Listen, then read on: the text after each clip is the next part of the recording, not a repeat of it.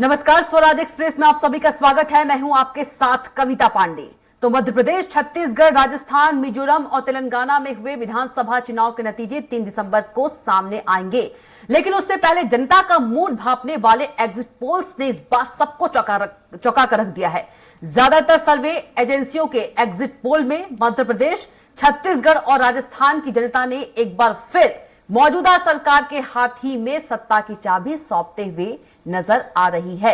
लेकिन ये exit poll हैं, फाइनल नतीजे नहीं। ऐसे में स्वराज एक्सप्रेस ने एग्जिट पोल को लेकर मध्य प्रदेश और छत्तीसगढ़ की पब्लिक का ओपिनियन जानने के साथ ही ये पता लगाने की कोशिश की आखिर दोनों प्रदेशों की जनता इन एग्जिट पोल से कितना इत्तेफाक रखती है। तो आइए शुरू करते हैं हमारा खास कार्यक्रम एग्जिट पोल पब्लिक बोल।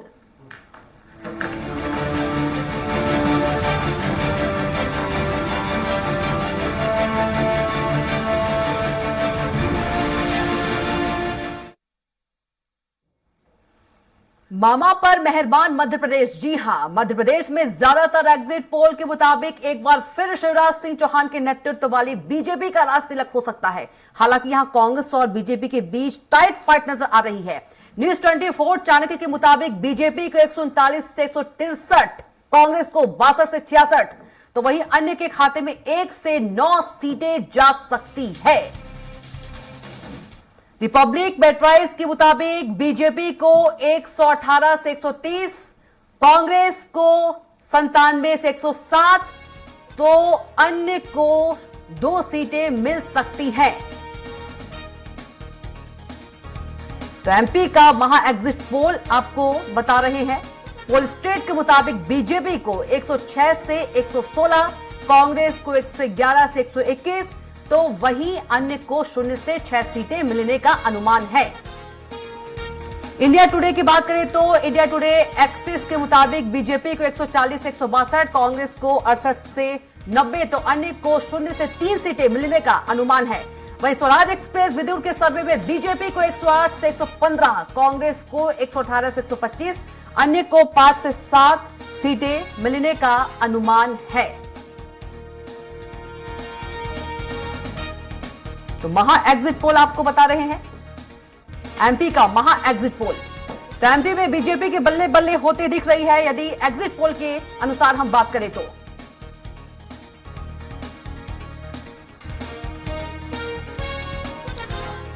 तीन एग्जिट पोल जो है कांग्रेस के पक्ष में नजर आ रहे हैं।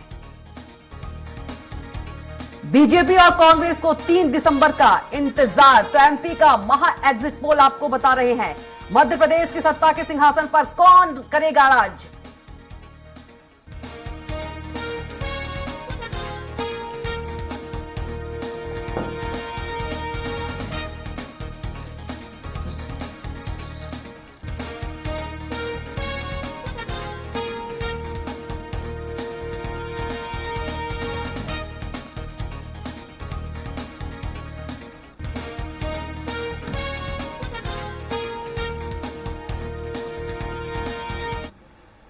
तो चलिए इसी मुद्दे पर हमारे साथ मध्य प्रदेश एग्जिट पोल के लिए के शाइनी जी जुड़ गई हैं। वरिष्ठ पत्रकार है विनोद तिवारी जी वरिष्ठ पत्रकार हैं, और छत्तीसगढ़ से हमारे साथ जुड़ रहे हैं हमारे खास मेहमान प्रफुल्ल पारे जी वरिष्ठ पत्रकार, राम अवतार तिवारी जी। तो चलिए सबसे पहले चलते हैं के शाइनी जी के पास। के शाइनी जी, क्या कुछ लगता है अधिकतर यदि एग्जिट पोल की बात करें तो वो जो है बीजेपी की सरकार बनाते हुए नजर आ रही है, आपका क्या कुछ आकलन है? मध्य प्रदेश का जो एग्जिट पोल है उसमें 3 जो है वो क्लियरली बीजेपी को सरकार बनाते हुए दिखा रही है, और बाकी जो 2 है उसमें उन लोग बीच में ही दिखा रहे हैं जी। तो अगर इसका पोल ऑफ पोल लें तो यहाँ पे बीजेपी का सरकार बनते हुए दिख रही है। पर एग्जिट पोल है, कोई चुनाव का नतीजा नहीं है जी। तो इसे उसी तरह से देखना चाहिए। और कई बार ये देखा गया है कि एग्जिट पोल जो है पूरे की पूरी तरह से गलत हो गया है जी। तो ये जो है जब तक नतीजे नहीं आते तब तक इन पे सिर्फ हम एक आकलन लगा सकते हैं, लेकिन नतीजे आने के बाद ही कुछ कहा जा सकता है। पर इसको अगर सही मानते हैं तो ये जरूर शिवराज के लिए एक बहुत बड़ी विक्ट्री होगी, क्योंकि 5वें बार वो मुख्यमंत्री के बनने के आकलन लगा सकते हैं, और उन्हीं के वजह से इतना जो सीट मिल रहा है बीजेपी को, वो उन्हीं के जो लाडली बहना जो योजना लाए हैं और बाकी योजना जो शुरू से कर रहे हैं, और उन्हें जो ताबड़तोड़ जो जो चुनाव के टाइम में जो रैली करी है, जी। इन सबसे मेरे ख्याल से जो एकदम कांग्रेस के पक्ष में जा रही थी, वो चुनाव उन्होंने बिल्कुल मोड़ दिया है। जी बिल्कुल। विनोद तिवारी जी के पास चलेंगे, वरिष्ठ पत्रकार हैं। विनोद तिवारी जी, सर्वे को आप किस तरह से देखते हैं? वाकई जो सर्वे है वो क्या सच साबित होगा? हालांकि कई बार ऐसा होता है कि जो एग्जिट पोल होते हैं वो सही नहीं होते हैं। देखिए, एग्जिट पोल के जो मायने हैं, जी, पोल से बाहर आकर मतदाता की जानकारी, मतदाता की सूचना जी। या मतदाता का ओपिनियन कि मतदाता क्या कह रहा है। आपको ये बात समझना पड़ेगी कि अब मध्य प्रदेश में पहले जैसी स्थिति नहीं बची है। मतदाता बहुत जागरूक हो गया है। वो अपनी गोपनीयता को क्यों भंग करेगा? पहला विषय तो यही आ जाता है। उसने मान लीजिए किसी सर्टेन पार्टी को वोट दिया होगा और वो आप जब पूछने गए तो उसने आपको उल्टा उत्तर दे दिया। जी। अच्छा, फिर दूसरा, आपके पास सैंपलिंग कितनी है आपकी? 1% भी सैंपलिंग नहीं है। 4.5 करोड़ वोट पड़े हैं, लगभग इसके ज्यादा ही पड़े हैं थोड़े से। जी। उसमें से आपने कितने, किसी ने 50,000 वोट पे सैंपल लिए हैं, किसी ने 40,000, किसी ने 45,000, किसी ने 47,000।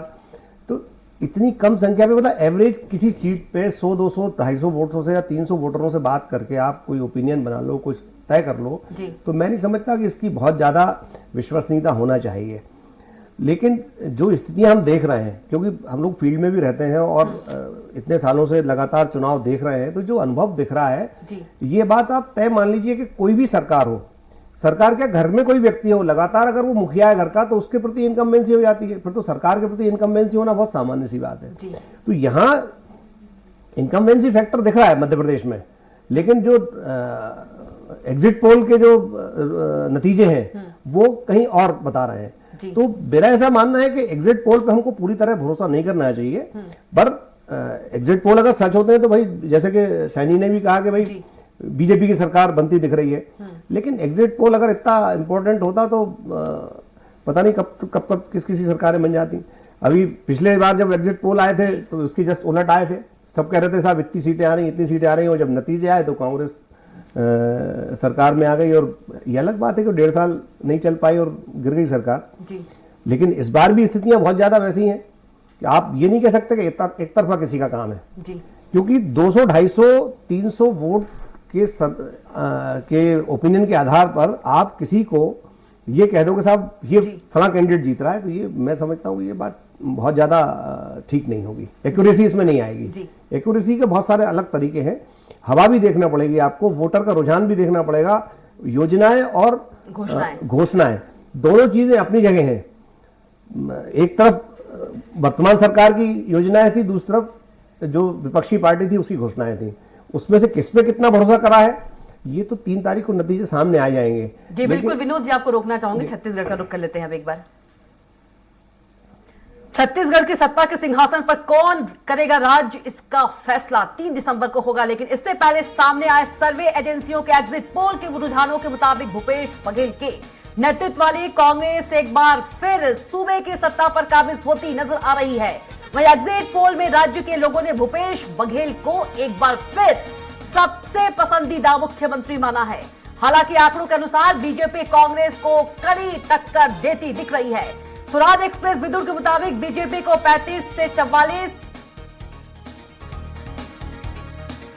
तो आज तक एक्सिस की बात करें तो बीजेपी को 36 से 46, कांग्रेस को 40 से 50। न्यूज 24 चाणक्य की बात करें तो 25 से 41 और कांग्रेस को 49 से 65 सीटें मिलती हुई दिख रही है। वहीं एबीपी सी वोटर की बात करें तो बीजेपी को 36 से 48, कांग्रेस को 41 से 53 और अन्य को 4 सीटें मिलती हुई दिख रही हैं। रिपब्लिक की बात कर ले तो 34 से 42 बीजेपी को और कांग्रेस को 44 से 52।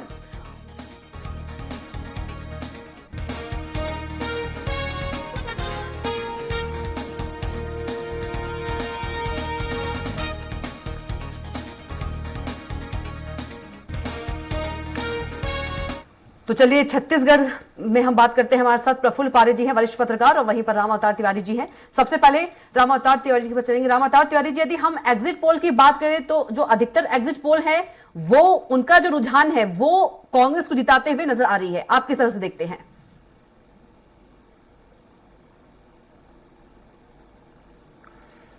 देखिए, एग्जिट पोल और लोगों की चर्चा जो थी वो इसी तरह थी कि कांग्रेस की सरकार आ जाएगी। जी। कांग्रेस सरकार किस रूप में आएगी, ये अलग अलग दावे थे लोगों के। किसी का कहना था कि 60-65 आएगा, कोई बोल रहा था बहुमत के करीब रहेगा, कांटे का टक्कर रहेगा, तो अलग अलग चर्चाएं थी। जी।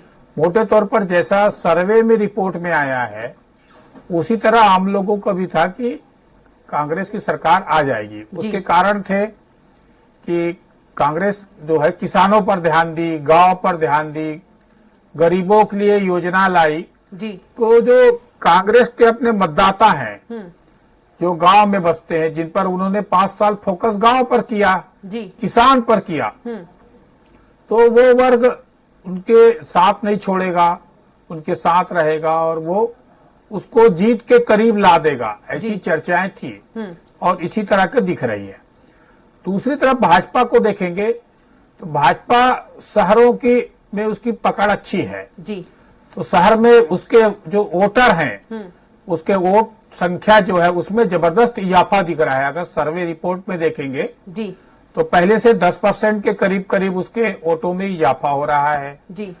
उसके जो वर्तमान है उससे दुगना और तिगना उसके आंकड़े बढ़ रहे हैं। जी। 14 सीट से आज 40 सीट तक लोग दे रहे हैं, 48 सीट तक दे रहे हैं। तो भाजपा ने जबरदस्त तरीके से गेन किया है और ये गेन जो है 3-4 महीने के प्रयासों से हुआ है। जी। उसके मोदी के चेहरे, उसका हिंदुत्व, उसके जो जिस तरह के घोषणा पत्र कांग्रेस लागू करती थी उसी तरह का घोषणा पत्र लागू करना, उसने भी धान पे बोनस देने तैयार हो गया, धान का पुराना पैसा जो जिससे किसान नाराज थे उसको देने तैयार हो गया। जिस तरह के वनोपज पर जो बनाया कांग्रेस ने नीति, उसी नीति को ये भी लाने तैयार थी।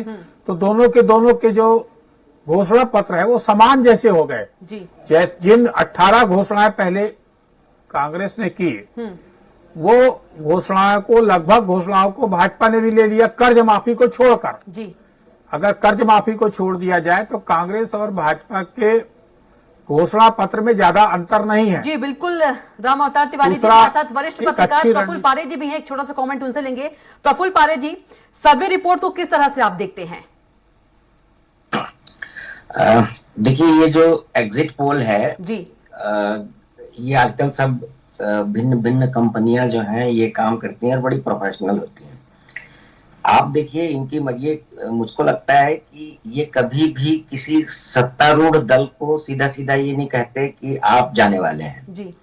ये सत्तारूढ़ दल कोई सा भी हो, चाहे वो भाजपा का हो चाहे कांग्रेस का हो, जिसकी भी सरकार है ये उसको बना के रखते हैं और जो दूसरी पार्टी है उसके अंदर उम्मीद जगा के रखते हैं कि तुम भी आ सकते हो, तुम भी आ सकते हो। लेकिन असली नतीजा जो है वो 3 तारीख को जब मतगणना होगी तभी आता है। जी। तो मैं ऐसा मानता हूं कि जो तिवारी जी भी जो बोल रहे थे कि 200-400 लोगों से बात करके जी। ये एक नतीजा निकाल लेना कि इतनी सीटें आ रही हैं या आ जाएंगी। और आपने देखा होगा कि अब मतदान जो है वो पहले से बहुत ज्यादा होने लग गया है। जी। हम लोगों ने वो भी समय देखा जब 40% पोलिंग हुआ करती थी, मतलब 40%, 45%। जी। और अगर वो मतदान प्रतिशत बढ़ जाए, 60% हो जाए, तो उसको एंटी इनकम्बेंसी माना जाता था कि लोग घर से निकलते तभी थे जब सरकार बदलनी हो। जी। वरना वो जो ठीक है चल रहा है। लेकिन अब ऐसा नहीं है। अब 70%, 75% एक सामान्य सी बात हो गई है। उसकी वजह यह है कि लोग जागरूक हुए हैं कि उन्हें मतदान करना है। तो जो भीड़ आपको दिखाई देती है मतदान करती हुई, वो किसको मतदान कर रही है ये तो नतीजों से ही समझ में आएगा। और मतदाता इतना चतुर है कि एक तो वो आप देखिएगा, हम लोग भी टेलीविजन पर ही देखते हैं, सुनते हैं, या किसी से बात भी करते हैं हम अपने स्तर पर, तो वो सीधा सीधा जवाब कभी नहीं देते। आपको सीधा जवाब वो कोई पार्टी का कार्यकर्ता होगा वही देगा। अगर मान लीजिए आपसे बातचीत में कोई पार्टी का कार्यकर्ता टकरा गया तो वो सीधा सीधा बोलेगा अपनी पार्टी को लेकर के। लेकिन जो कॉमन आदमी है, जो वाकई मतदाता है, वो कभी सीधा नहीं कहेगा। आपको उससे उसकी बातचीत से अंदाज लगाना पड़ेगा कि इसका झुकाव किसकी तरफ है, ये किस तरफ गया है, ये आपको अंदाज लगाना होगा। हाँ, तो उस अंदाज के भी अगर किसी से पूछ ले कि साहब मैंने विकास पर वोट दिया है, तो विकास पर वोट दिया है, तो फिर आप कैसे अंदाज लगाएंगे किसकी विकास के दावे तो दोनों के हैं, है ना। तो मुझको ऐसा लगता है कि ये एक तो सैंपल साइज एक कारण हो गया, दूसरा मतदाता बताता नहीं है, सही जानकारी भी नहीं देता, कई बार गलत जानकारी भी देता है। तीसरा, जो ये कंपनियां हैं जो ये सर्वे करती हैं, इनकी अपनी मजबूरियां हैं, इसलिए भी ये इस तरह से थोड़ा बहुत मुझको लगता है ऐसा, ये मेरी निजी राय है जी। लेकिन हाँ, फिर भी थोड़ा बहुत एक अनुमान तो जो है वो आप भी लगाते हैं, हम भी लगाते हैं, सभी लोग लगाते हैं, वो सर्वे करके लगा रहे हैं, तो थोड़ा सत्य के आसपास तो कुछ ना कुछ होता ही है, मतलब बहुत ज्यादा फर्क नहीं तो एक धुंधली सी तस्वीर, एक खाका जरूर आप महसूस करेंगे कि ये हो सकता है जी। इतना एग्जिट पोल से क्लियर हो जाता है। जी जी बिल्कुल। ग्वालियर चलेंगे। ग्वालियर में विधानसभा चुनाव के एग्जिट पोल सामने आने के बाद आम लोगों में मिली जुली प्रतिक्रिया देखी जा रही है। कुछ लोग एग्जिट पोल में सही बता रहे हैं, तो वहीं कुछ लोगों का मानना है कि चुनाव परिणाम सामने आने के बाद की हकीकत सामने आएगी। कुल मिलाकर जिस तरह से एग्जिट पोल सामने आए हैं, उससे जनता के मन में भ्रम की स्थिति बनी हुई है। चले जान लेते हैं कि ग्वालियर की जनता क्या कुछ कह रही है। एग्जिट पोल अभी तक जो दिखाई जा रही है वो यथागत सत्य है, और जहां तक मेरा विचार है कि यही सत्य होने वाली है और पूर्ण रूप से बीजेपी की सरकार बन रही है। देखो, जो एग्जिट पोल आए हैं उन पे मैंने बताया था, अभी कुछ दिन पहले जब चर्चा हुई थी कि एग्जिट पोल को मैं तो व्यक्तिगत तौर पे उतना भरोसा नहीं करता। कारण ये होता है कि आज के समय में हम जो घर घर कार्य करता जा रहा है वो अभी निर्णय नहीं कर पाता है कि इस घर में से 4 वोट है तो कौन सा वोट किसको जाएगा। तो एग्जिट पोल पे जो सर्वे करने वाले लोग आते हैं उनके अनुमान पे हम भरोसा नहीं कर सकते। एग्जिट पोल के बारे में मैं ये समझता हूँ कि मीडिया को सरकार मैनेज करके एग्जिट पोल अभी बनाती है। मेरी नज़र में मीडिया को मैनेज करती है सरकार, लेकिन कई बार एग्जिट पोल उल्टे हो जाते हैं। तो क्या न्यूज़ चैनल वाले माफ़ी मांगते हैं क्या उसके लिए? वो सब लोग अपनी अपनी वो करते हैं कि साहब मैंने सही किया नहीं किया।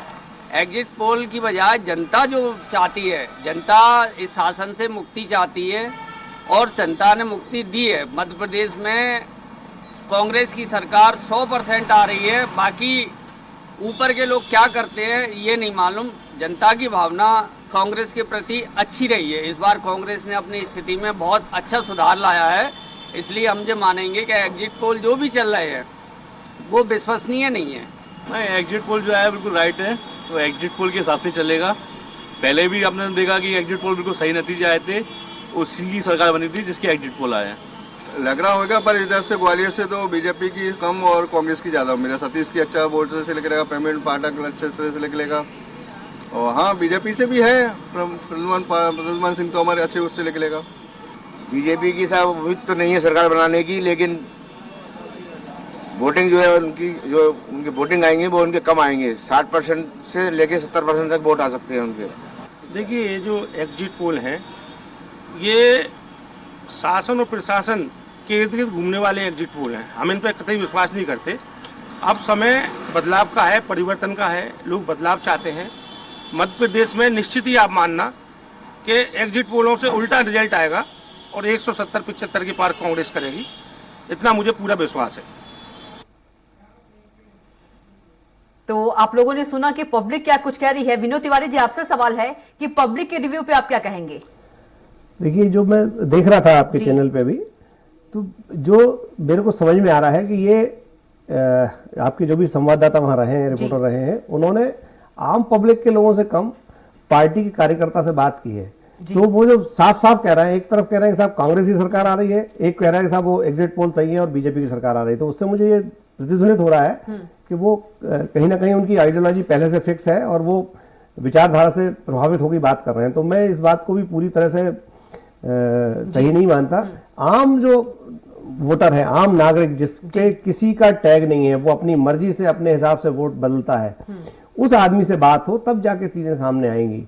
क्योंकि हम बाजार में जब देखते हैं या हम क्षेत्र में जाते हैं या ग्रामीण क्षेत्र में जाएं या शहरी क्षेत्र में जाएं तो वहां हमको समझ में आता है कि क्योंकि लगातार सरकार कोई सी भी रहे, जब घर में मुखिया की इनकम्बेंसी हो जाती है तो फिर तो सरकार है। यहाँ 50 तरह के लोग हैं, 7 करोड़ की जनता मध्य प्रदेश की है, 6.25 करोड़ वोटर हैं, तो इनको इस तरह से देखना कि साहब अच्छा। फिर दूसरी बात कि आपने एग्जिट पोल में ये नहीं बता पा रहे हो कि साहब कांग्रेस को 70 मिलेंगी या 75 मिलेंगी, आप कह रहे हो साहब 70 से 105 मिल सकती हैं। ये जो 30-35-40 सीटों का वेरिएशन आप दे रहे हो, तो ये तो कोई भी अनुमान लगा सकता है। मैं भी बोल सकता हूँ, ये सैनी भी बोल सकती हैं, आप भी बोल सकते हैं, जो भी चुनाव से जुड़ा हुआ है या जो राजनीति को जानता है किसी प्रदेश की, वो आराम से बोल सकता है साहब कि ये स्थिति बन सकती है। वो उसको बाइफरकेट कर लेगा साहब, बिंद में कर लेगा, बुंदेलखंड में कर लेगा, मालवा में कर लेगा, निमाड़ में कर लेगा, महाकौशल में कर लेगा, ग्वालियर चंबल में कर लेगा, और एक अनुमान के आधार पर बता देगा साहब कि वहां ये स्थिति है, वहां ये स्थिति है।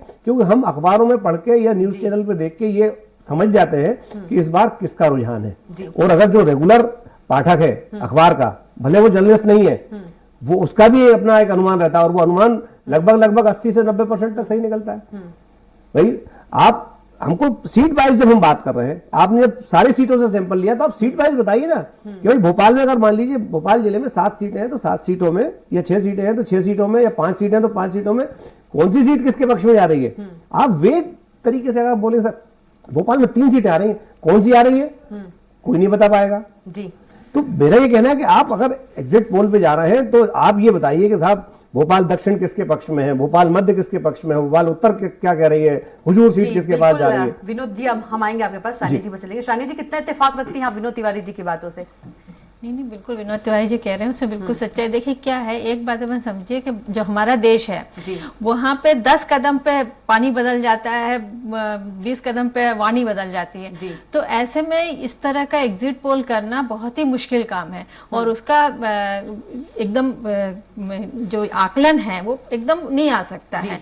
कुछ ना कुछ अंदाजन लगा सकते हैं, और इसका प्रोसेस जो होता है इसमें जैसे वोटर बाहर आते हैं तो उनसे पूछा नहीं जाता, एक बॉक्स रखते हैं तो उनको कहते हैं जैसे पहले बैलेट होता था, आप वैसे करके पर्ची बॉक्स में डाल दें, तो ये होता है। पर उसमें मतदाता कोई झूठ नहीं बोलते, लेकिन बात यह है कि इतने सारे हमारे पॉपुलेशन इतना ज्यादा है और इतना रीजन वाइज डिफरेंसेस हैं, तो हर जगह मतदाता अलग अलग रीजन से वोट डालते हैं। परिवारों में डिफरेंस होता है, वैसे ही वहां पे डिफरेंसेस दिख जाए। आजकल तो ऐसा नहीं होता एक परिवार में एक जन ने जो बोला और वो सभी लोग वही वोट डाल रहे हैं। तो इसलिए इसमें एग्जिट पोल में एक्यूरेट होना बहुत मुश्किल है, लेकिन फिर भी एक अंदाजन लग जाता है। तो अपन पोल ऑफ पोल इसलिए निकालते हैं कि हर एक पोलिस्टर जब पोल निकालते हैं तो उसका एक एवरेज निकालते हैं, वो भी कभी कभी पूरे तरीके से गलत हो जाता है। क्योंकि क्या है कि अब इंडिपेंडेंट खड़े हैं और 1-2% से फर्क पड़ता है, तो वो आकलन आप बोलो कि एग्जिट पोल के एक छोटे से सर्वे में आप पूरा चीज निकल आए, तो ये तो बहुत मुश्किल है। ये जैसा है कि आपने एक चावल उठाया और पूछा कि पूरे जो गोदाम में चावल रखा वो सब अच्छा है, ये सब खराब है, तो ये नहीं होता है। तो एग्जिट पोल में साइंटिफिक होता है, टेक्नोलॉजी है उसमें, उस टेक्नोलॉजी का अप्रिशिएट होना चाहिए, लेकिन साथ ही साथ इंडिया में जो पॉपुलेशन है, हमारे प्रदेश में जो पॉपुलेशन है, उसके मद्देनजर इतने कम सैंपल में एक्यूरेट आकलन लगाना तो संभव नहीं है। बिल्कुल शालिनी जी, आएंगे आपके पास, उससे पहले आइए आपको दिखाते हैं एग्जिट पोल पर रायपुर की जनता का क्या कुछ कहना है। छत्तीसगढ़ में विधानसभा चुनाव के नतीजे 3 दिसंबर को आएंगे, लेकिन उसके पहले बहुत सारी एजेंसियों ने एग्जिट पोल जारी की हैं। एग्जिट पोल में कई एजेंसियां कांग्रेस को यहां बढ़त दिखा रही है, तो कुछ एजेंसियां बीजेपी को बढ़त दिखा रही है। एग्जिट पोल को लेकर आम पब्लिक कितना इत्तेफाक रखती है, आम पब्लिक कितना सही मानती है एग्जिट पोल को, आइए जानेंगे लोगों से उनकी राय। ये 50% तक सही हो सकता है। क्या जो इन लोग सर्वे करते हैं उनसे आप लोग इत्तेफाक रखते हैं कि ये सही सर्वे सैंपल सही लिए जाते हैं? नहीं, अभी कोई संपर्क नहीं है, बस टीवी में देखते रहते हैं। लेकिन 50% सही, 50% तक तो सही रहता है, 25% का आगे पीछे हो सकता है। जी देखिए, एग्जिट पोल तो एग्जिट पोल ही होता है और ये सिर्फ अंदाज है, और आप विश्वास कीजिए कि यहाँ पर बीजेपी गवर्नमेंट ही आएगी, ये तय है बिल्कुल। लेकिन हो सकता है आगे पीछे हो, लोगों की सबकी अपनी अपनी राय है, पर मैं तो बिल्कुल एग्जिट पोल पे अपना मत यह है कि बिल्कुल विश्वास नहीं करता।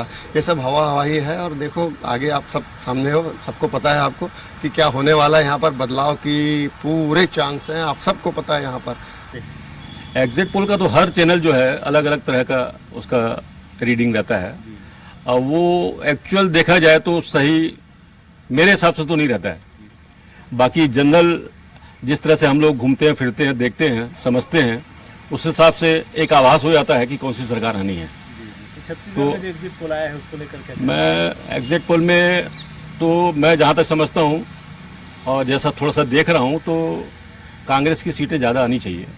पहले से भली थोड़ी कम आएगी लेकिन अवश्य सरकार कांग्रेस की बननी चाहिए। बदलाव तो लग रहा है कुछ ना कुछ जनता भी चाह रही है, लेकिन कांग्रेस का भी पलड़ा भारी है। खुश भी है लोग कांग्रेस से, दोनों बातें सही तो है, कहीं ना कहीं सही है। 80% तो सही रहता ही है जो आ रहा है। कांग्रेस का ऐसा लग रहा है कि सरकार बननी चाहिए। एग्जिट पोल देखा जाए तो 2018 में जैसा कि जारी किया था कई एजेंसीज ने, और उनका एक्यूरेसी 75% के आसपास है। तो रामावतार तिवारी जी, सुना आपने कि छत्तीसगढ़ की जनता क्या कुछ कह रही है, इस पर आप क्या कुछ कहेंगे?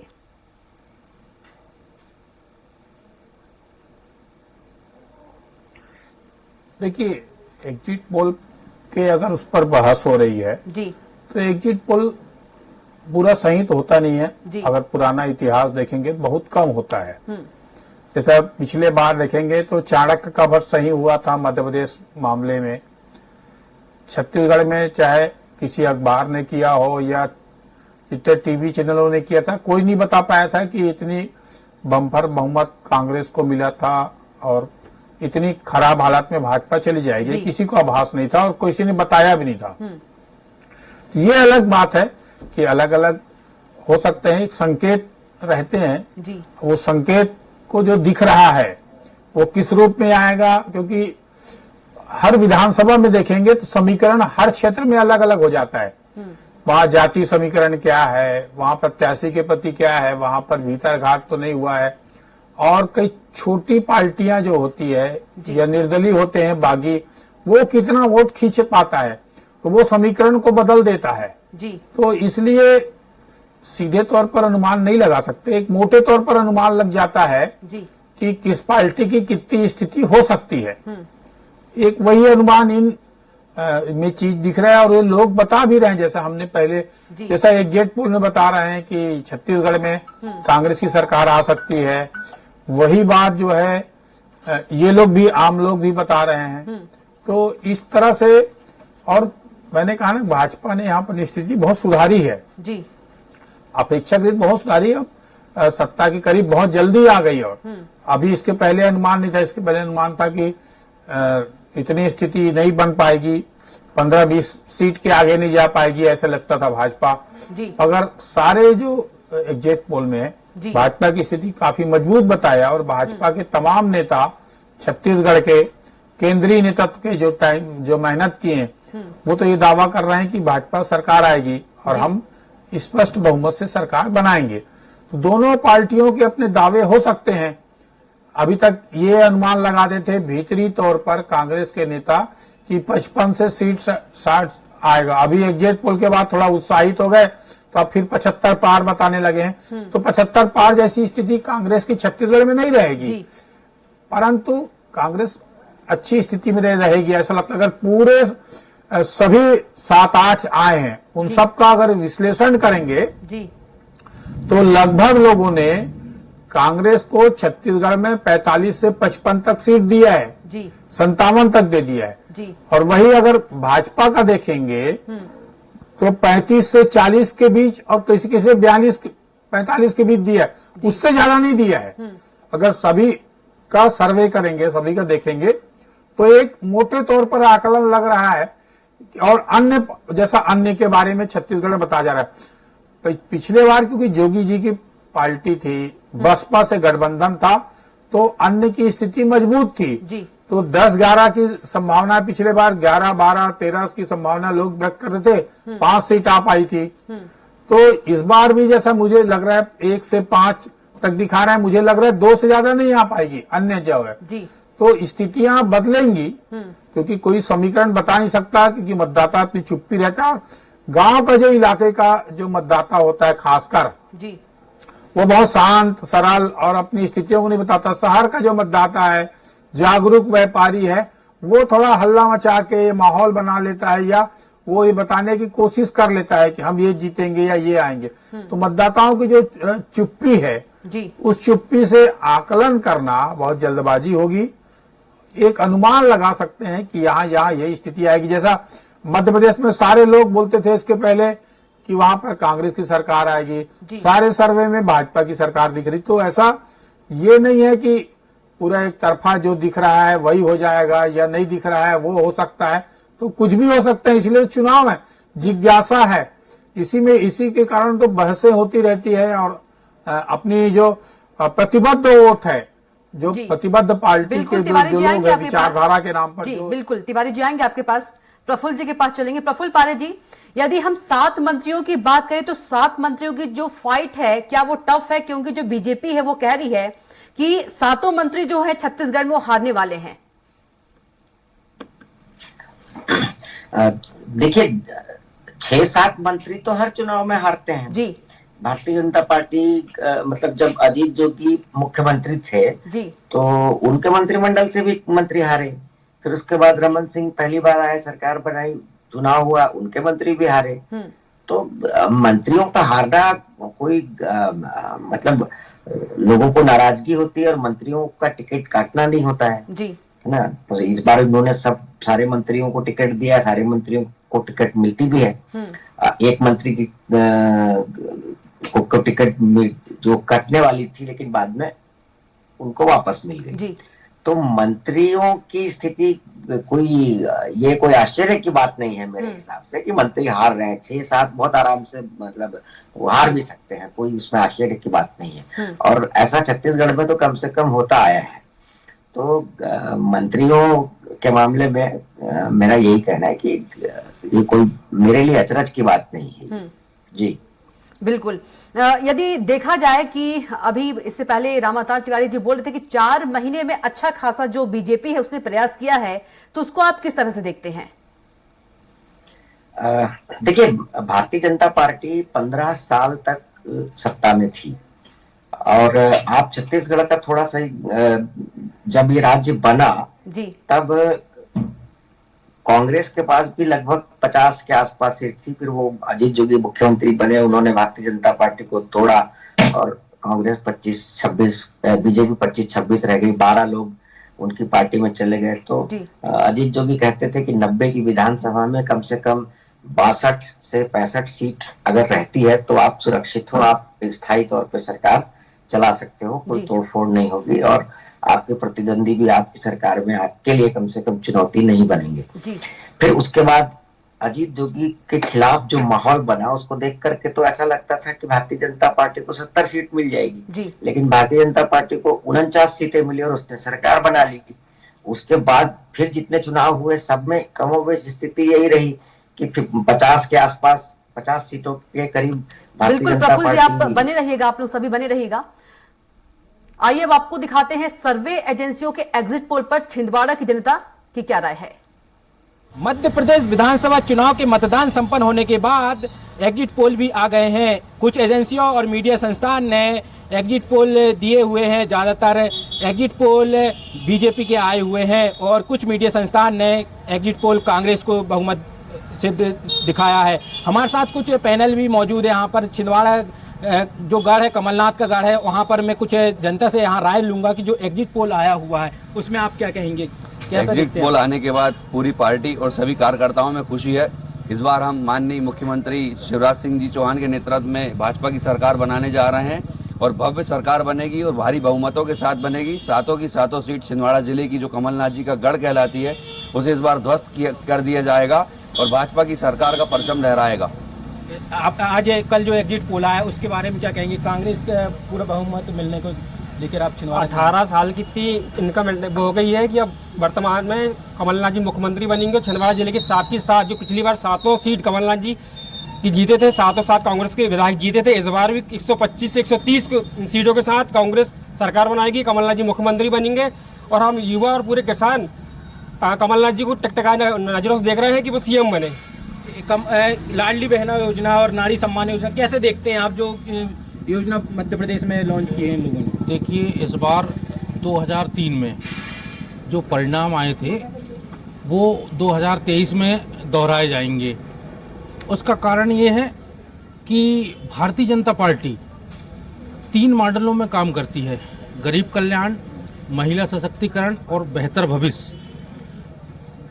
और बेहतर भविष्य ये है कि आने वाली जो विरासत है उसको बेहतर बनाना, ये माननीय मोदी जी का विजन है।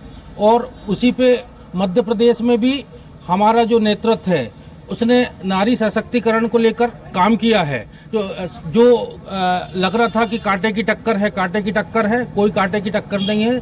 सारे विनोद तिवारी जी, आपसे सवाल है कि एग्जिट पोल को देखते हुए कमलनाथ जी ट्वीट कर रहे हैं कि 3 दिसंबर को जब मतगणना शुरू होगी तो कांग्रेस की सरकार पर जनता मुहर लगाएगी और वो अपने कार्यकर्ताओं को मनोबल दे रहे हैं। कह रहे हैं कि मैंने हमेशा आपसे कहा है कि देश विजन से चलता है, न कि टेलीविजन से। बिल्कुल ठीक बात है। देखिए, किसी भी राजनीतिक दल के मुखिया को जिसके नेतृत्व में चुनाव लड़ा जा रहा है उसको इसी तरह का बयान देना चाहिए, चाहे वो शिवराज सिंह चौहान हो, चाहे वो कमलनाथ हो, चाहे वो दिग्विजय सिंह हो, चाहे वो जेपी नड्डा हो। सबको अपनी अपनी बात कहने का अधिकार है और उन्होंने अपनी पार्टी के मुखिया होने के नाते जो बात कही है उससे हम कोई ना इत्तेफाक इसलिए नहीं करेंगे क्योंकि वो उनके विचार है। जनता ने तो अपना विचार ईवीएम में दे दिया है, तो वो तो परसों आपको बता देगी कि हमने किसको क्या किया है। बिल्कुल, एग्जिट पोल से जो कार्यकर्ता है वो मायूस ना हो, इसलिए मनोबल जो है कमलनाथ जी बढ़ा रहे हैं दोनों तरफ। देखिए, अभी मैं आपको बताऊं, जिस दिन 17 तारीख को वोट पड़े थे उसके एक दिन बाद की स्थिति ये थी कि बीजेपी के खेमे में बड़ी मायूसी थी और ये कहा जा रहा था साहब कि अपनी तो सीटें कम आ रही हैं।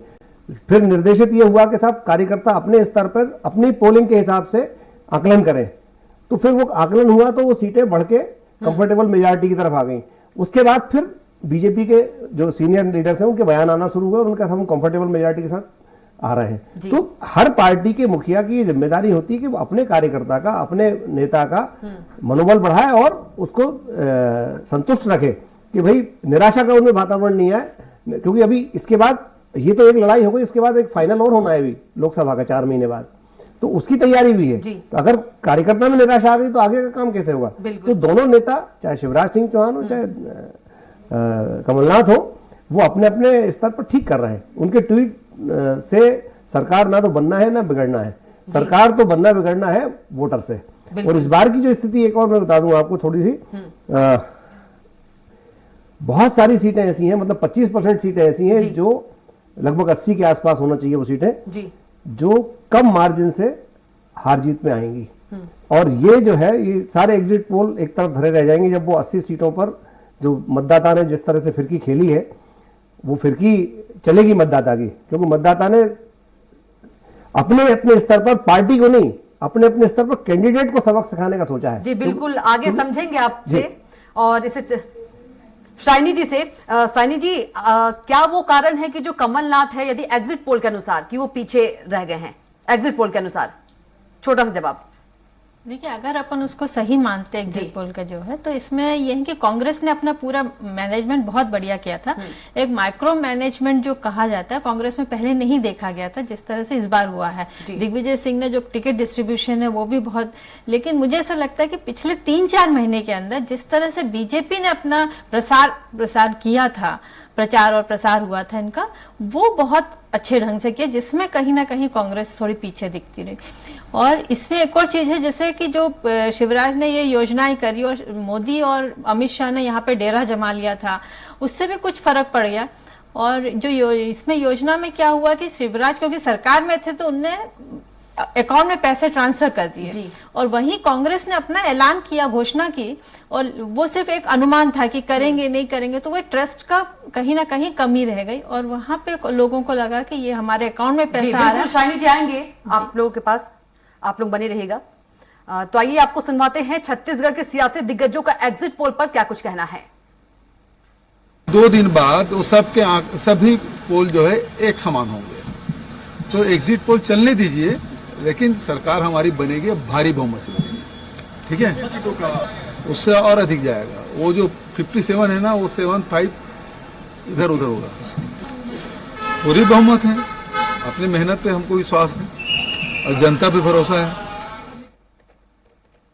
अब सीएम को ये नहीं दिख रहा है कि कांग्रेस का इस पूरे चुनाव अभियान में और एग्जिट पोल में कितना ज्यादा डाउनफॉल दिख रहा है।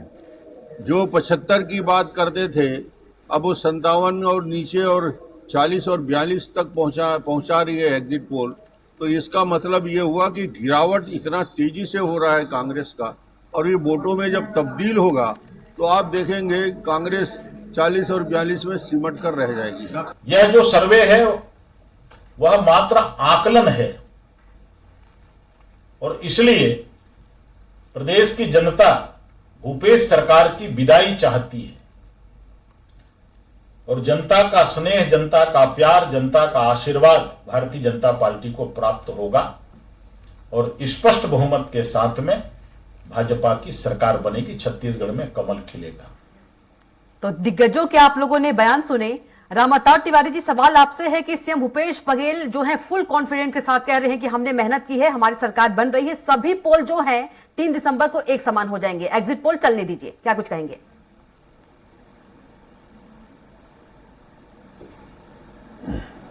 जो मुख्यमंत्री हैं उनको अपना विश्वास है और अपने कार्यकर्ता को मनोबल बढ़ाने के लिए, और जो लगातार उनका नारा था जी 75 पार, तो वही दिखाने की कोशिश है।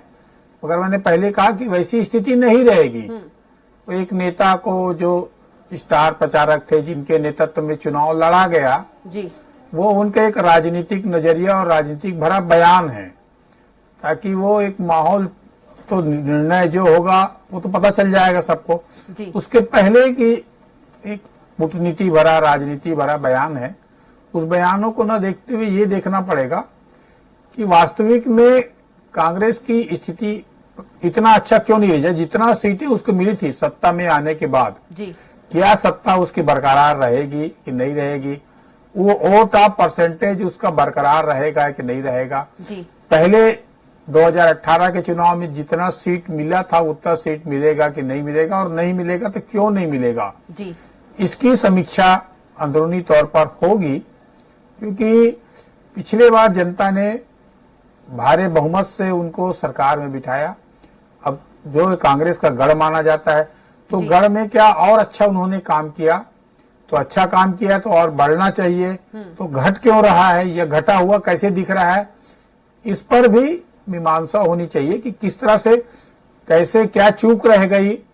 एक बात। दूसरा, भाजपा को क्या क्या नया मौका मिल गया, या भाजपा ने क्या ऐसे काम इन दिनों कर दिया। बिल्कुल तिवारी जी, लोगों को ये लगता था। प्रफुल्ल पारे जी का, प्रफुल्ल पारे जी क्या कुछ कहेंगे तीनों दिग्गजों के बयान पर आप? देखिए, डॉक्टर रमन सिंह पूर्व मुख्यमंत्री थे, 15 साल वो सत्ता में रहे, तो उनका तो दावा बनता ही है, और ये तो पॉलिटिकल बयान लगता है, और सभी पॉलिटिकल पार्टी के लोग ऐसे ही कहते हैं। भूपेश बघेल भी, उनको 75 सीटों की उम्मीद है, और भारतीय जनता पार्टी को लगता है, डॉक्टर साहब को लगता है कि सरकार वापस आ रही है। तो मैं इसमें एक बात जरूर कहूंगा कि जब से राज्य में चुनाव हो रहे हैं, तब से 2018 का ये जो पिछला चुनाव था, इसमें जो मतलब जो सीटें कांग्रेस को मिली, वैसी इसके पहले इतिहास में कभी मिली नहीं। और ये जो एग्जिट पोल और इसके पहले के जो सर्वे बता रहे हैं, ये वापस उसी ट्रेंड की ओर इशारा कर रहे हैं, जो छत्तीसगढ़ का हम उसको ट्रेंड मान सकते हैं कि 4 चुनाव तो हमने देखे ही हैं, कि जो सत्ता में आता है वो 50-51 के आसपास रहते हैं, और जो अपोजिशन में है वो 38-39, और एक आध 2 सीटें बहुजन समाज पार्टी की होती है। पिछली बार अजीत जोगी ने उसको प्रभावित किया था 2018 में। तो मुझको यही लगता है कि जो ट्रेंड चला आ रहा है छत्तीसगढ़ का, कि जो सत्ता में आएगा उसके पास 51-52, इससे ज्यादा कभी जनता ने दी नहीं। ये पिछला चुनाव ही उसका अपवाद था। तो जो सर्वे और जो एग्जिट पोल है वो भी इसी तरफ इशारा कर रहे हैं कि भारतीय जनता पार्टी ने जो जनाधार खोया था पिछले चुनाव में उसको वो हासिल करते हुए दिख रही है, लेकिन कितनी आगे बढ़ेगी, बहुमत तक जो मैजिकल फिगर होता है वहां तक वो पहुंच पाएगी कि नहीं, क्योंकि वो उसमें तरक्की तो की है, उसमें उन्होंने अपनी जमीन को वापस पाने में उनको सफलता भी मिल रही है और ऐसा ये दिखा भी रहे हैं। और हमको भी दिखता है फील्ड में कि बीजेपी जो है वो अपनी सीटों में इजाफा करेगी, लेकिन कितना करेगी ये 3 दिसंबर को तय होगा। लौटूंगी आप सभी मेहमानों के पास। तो चलिए अब आपको दिखाते हैं मध्य प्रदेश विधानसभा चुनाव को लेकर सामने आए एग्जिट पोल पर सियासी दिग्गजों का क्या कुछ कहना है। विकास का ये मॉडल सिर्फ विकास का मॉडल नहीं है, विकास और विरासत का मॉडल है। ये मोदी जी का मॉडल है, वो विकास का मॉडल नहीं है, वो विरासत के सहेजने का भी साथ में एक मॉडल है। और इसलिए मुझे लगता है कि हमारा नेतृत्व और राज्य में जिस प्रकार से हमने इन्हीं 3 पैरामीटर्स पर काम किया है और जो सामूहिक नेतृत्व मध्य प्रदेश की धरती पर उतरा, ये अनुभवी नेताओं का भी लाभ भारतीय जनता पार्टी के इस परिणाम में प्लस होगा। कई दिनों से भारतीय जनता पार्टी का संगठन, बूथ लेवल के कार्यकर्ता, जो उनकी प्रशिक्षण हम सबने किया है, इसके अलावा जो विकास मध्य प्रदेश का हुआ है, जनता को 2004 के पहले का मध्य प्रदेश और आज का मध्य प्रदेश, इनमें साफ अंतर दिखाई देता है। और भारतीय जनता पार्टी के खिलाफ अंडर करंट था और वो 3 तारीख को मतगणना के बाद दिखाई देगा और ये सारी प्रायोजित कवायदें ध्वस्त हो जाएंगी। हमारे हौसले बुलंद हैं, हमारी सरकार बन रही है, माननीय कमलनाथ जी हमारे मुख्यमंत्री होंगे, हमारी जीत सुनिश्चित है। मैं फिर कहना चाहूंगा कि हम बहुमत के साथ सरकार में आ रहे हैं और कमलनाथ जी हमारे मुख्यमंत्री होंगे। तो आप लोगों ने सुने दिग्गजों के क्या कुछ बयान है। विनोद तिवारी जी, के मिश्रा जी जो हैं, उन्होंने कांग्रेस से सरकार बना दी और कमलनाथ जी को मुख्यमंत्री भी। इससे पहले हम डिस्कशन कर रहे थे, आपने 30% सीटों की बात की थी, उस पर आगे बढ़ेंगे हम। देखिए, जो मैं इस बार देख रहा हूं कि करीब 80 के आसपास सीटें ऐसी हैं जिनमें हार जीत का अंतर बहुत कम रहने वाला है। पहले वो सीटें 50 के आसपास रहती थी, लेकिन जैसे जैसे मतदाता जागरूक हो रहा है और जो स्थानीय प्रत्याशी है उसके प्रति जो असंतोष है लोगों में, वो असंतोष किस हद तक जाता है ये आपको भी 3 तारीख को दिख जाएगा। लेकिन हम जिस नजर से देख रहे हैं, हमारी जो अनुभव है हमारा, जिस आधार पे हम देख रहे हैं उसको, उसमें हमको ये लग रहा है कि काफी सारी सीटें ऐसी रहेंगी कि जो 2000-3000 के आसपास हार जीत के अंतर को लेके आएंगी। तो ऐसे में एग्जिट पोल वाली बात जो है थोड़ी सी बाहर हो जाती है, क्योंकि एग्जिट पोल में ये नहीं आ पाता कि अगर 2000 या 1500 से कोई कैंडिडेट चुनाव जीत रहा है, हार रहा है, तो वो नेक टू नेक फाइट की पोजीशन पे, तो नेक टू नेक फाइट की जो पोजीशन है वो लगभग 70-80 सीटों पे हमको बनती दिख रही है मध्य प्रदेश में। उससे ऐसा लग रहा है कि ऊंट किसी भी करवट, मतलब क्योंकि जो वोट परसेंटेज है वो भी बहुत ऐसा नहीं बढ़ा कि साहब 5% या 6% वोट बढ़ गया हो तो हम एक तरफा कहने जैसा ट्रेंड चला रहा है साहब 3% से ज्यादा आता है वोट का अंतर तो सत्ता बदल जाती है, तो वैसी स्थिति भी मध्य प्रदेश में नहीं बनी है। वोट बढ़ा है तो कम बढ़ा है, तो उससे नेक टू नेक जो फाइट है वो यथावत बनी हुई है। एक चीज, दूसरी बात मैं देख रहा था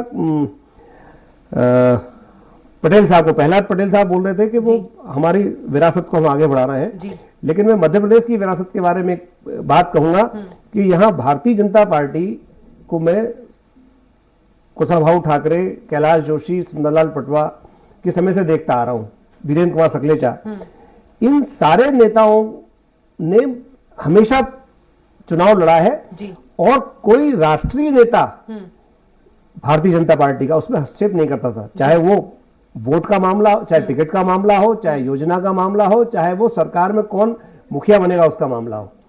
तो ये जो इस बार अंतर आया है, जहां मोदी जी को अपनी पूरी ताकत लगाना पड़ी है, जहां नड्डा साहब को पूरी ताकत लगाना पड़ी, जहां अमित शाह पूरे समय यहाँ पे रणनीतिकार बने रहे, तो ये चीजें कहीं ऐसा अलग अलग राज्यों के मुख्यमंत्री भी यहाँ पर आए, प्रचार किया, वोट मांगे। वो सबका आना तो स्टार प्रचारक के रूप में ठीक है, लेकिन जिस तरह से रणनीति बनाई और केंद्रीय नेतृत्व ने मतलब मैं ऐसा कहूं कि शिवराज सिंह पर थोड़ा कम भरोसा किया और अपने हाथ में बागडोर लेने की कोशिश की, तो इससे भी मानस प्रभावित हुआ है मध्य प्रदेश का। वहीं दूसरी तरफ आप देखेंगे कि कांग्रेस के पास बड़ा नेतृत्व तो नहीं था, क्योंकि जिस तरह से प्रियंका गांधी या राहुल गांधी की हम बात करते हैं, उनकी तुलना में हम अगर मध्य प्रदेश में दिग्विजय सिंह और कमलनाथ को देखेंगे तो ये बहुत सीनियर लीडर हैं और इनका जो अनुभव है वो उनसे बहुत कहीं ज्यादा है, क्योंकि जितनी उन लोगों की उम्र है उतना उनका अनुभव है। तो ऐसे में एक तरफ ये दो नेता थे जिन्होंने पूरी मध्य प्रदेश में कांग्रेस की बागडोर संभाली और उसको ऊंचाई तक ले जाने की कोशिश की। वहीं दूसरी तरफ जो है मतलब मोदी, प्रधानमंत्री मोदी जो है वो पूरी तरह सक्रिय रहे, अमित शाह पूरी तरह सक्रिय रहे। आप सोचिए 14 सभाएं प्रधानमंत्री की किसी स्टेट में हो जाना अपने आप में बहुत बड़ी बात होती है, क्योंकि मध्य प्रदेश के इतिहास में मैंने इतना कभी नहीं देखा कि कोई प्रधानमंत्री स्टेट के इलेक्शन में 14 सभाएं करे, 3 रोड शो करे। ये बड़ी बात है। और अमित शाह का तो घर आंगन जैसा हो गया था, डेरा डालने जैसा हो गया, जो बार-बार कांग्रेस कह भी रही थी डेरा डाल लिया। हाँ, तो ये चीजें भी कहीं ना कहीं जनमानस को प्रभावित करती है, क्योंकि जनमानस सोचता तो है कि यार ये इतने लोग क्यों आ रहे हैं, इतनी ताकत क्यों लगाना पड़ रही, मतलब कहीं ना कहीं कुछ कमजोरी है। शाइनी जी के पास चलेंगे, विनोद तिवारी जी। शाइनी जी, यदि केंद्रीय मंत्रियों की बात करें, सांसद की बात करें, इनकी जो साख है वो दांव पर है, उन्हें किस तरह से आप देखते हैं? जी बिल्कुल, ये जैसा भी विनोद जी ने कहा, ये पहले से ही बीजेपी को ये आकलन लगा लिया था इनने कि इस बार इलेक्शन के लिए बहुत टफ होने वाला है। और इसी वजह से आप जैसे कहा कि प्रधानमंत्री ने इतने सारी रैलियां करी, अमित शाह ने यहाँ पे स्ट्रैटेजिस्ट बन के पूरे तरह से संभाल लिया था, बागडोर अपने हाथ में ले लिया था। यही चीज अब सांसदों को लड़ाने के पीछे भी वजह रही। जितने सांसदों को लेकर, एक तो बीजेपी के अंदर का जो इंटरनल फाइट था कि मतलब उन लोग ने ये प्रेजेंट किया था कि शिवराज के नाम पे इलेक्शन नहीं जीता जा सकता, तो इसी वजह से हाईकमान ने बोला ठीक है अब आप लोग जाके वहां पे उस जितना आपकी कॉन्स्टिट्यूंसी है वो आपको संभालना है। तो ये एक स्ट्रेटेजी बनाई कि मतलब सारे सांसद आएंगे और अगर आपने नहीं जीत पाए तो आपकी पॉलिटिकल करियर दांव पे लग जाएगा। तो हर व्यक्ति अपना पॉलिटिकल करियर बचाने के लिए अपना पूरा एफर्ट लगाने लगा और वो बाकी कॉन्स्टिट्यूंसी में उस चीज को जो रायता फैलाने का काम नहीं कर रहे थे। तो ये एक उनकी स्ट्रेटेजी रही कि सांसदों को भेजो और वहां पे पूरे कॉन्स्टिट्यूंसी में जो उनका इन्फ्लुएंस है उससे सीट जीता जाए। और वहां पे शिवराज के प्रति जो एक नाराजगी थी, एंटी इनकम्बेंसी सिर्फ लोगों के अंदर नहीं थी, पार्टी के अंदर भी एंटी इनकम्बेंसी थी, पार्टी वर्कर्स के अंदर एंटी इनकम्बेंसी थी। तो जब ये सांसद लोग आए यहाँ पे कैंडिडेट बन के, तो उनको मतलब अपने वर्कर्स को एक्टिव करना पड़ा अपने खुद के पॉलिटिकल करियर को बचाने के लिए। तो वो भी एक अच्छी स्ट्रेटेजी रही। चलिए, आप सभी का बहुत ही शुक्रिया चर्चा में आने के लिए। विनोद तिवारी जी आपका भी, शाइनी जी आपका भी, दामोदर तिवारी जी आपका भी, प्रफुल्ल पानी जी आपका भी। तो एमपी छत्तीसगढ़ का एग्जिट पोल आपको बता रहे थे, लेकिन जो असली पिक्चर है वो 3 दिसंबर को ही सामने आएगी। तो फिलहाल के लिए इतना ही। आप देखते रहिए स्वराज एक्सप्रेस। नमस्कार।